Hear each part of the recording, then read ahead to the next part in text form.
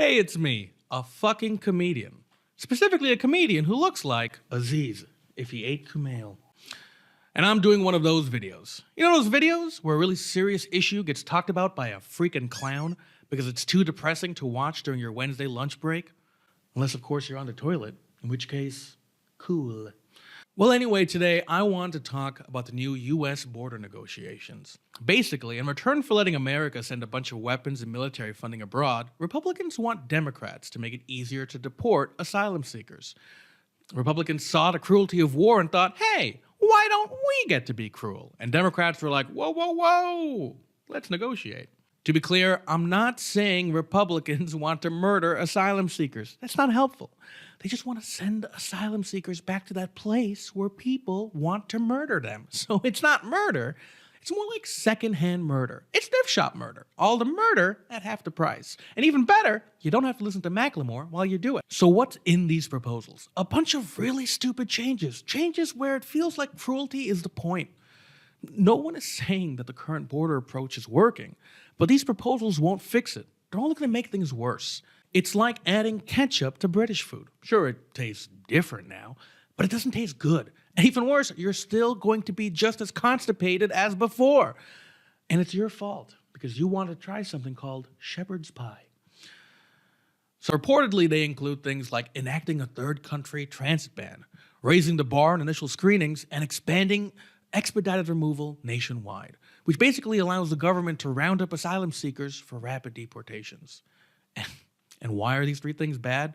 For one, the rules being created don't make a ton of sense. Take the third country transit ban.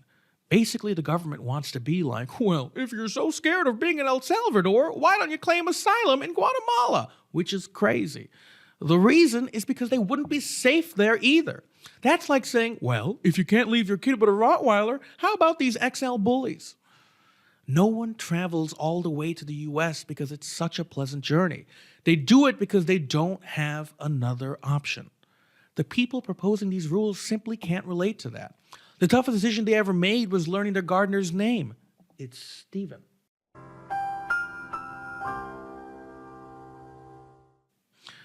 Which brings us to point two.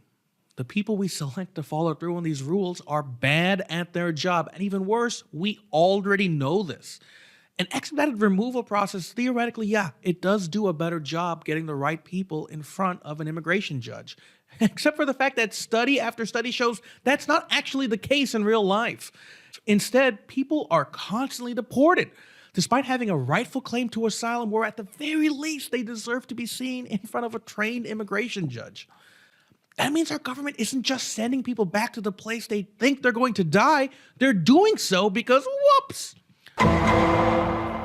We don't need more expedited removal. We need less interference from lawmakers that don't know what they're doing. Lawmakers who only want to get the numbers down for the sake of getting the numbers down, not for doing the right thing. These are not the things that are going to make us safer. So what can we do? Call your representatives. The deal hasn't happened yet, and you can still change minds.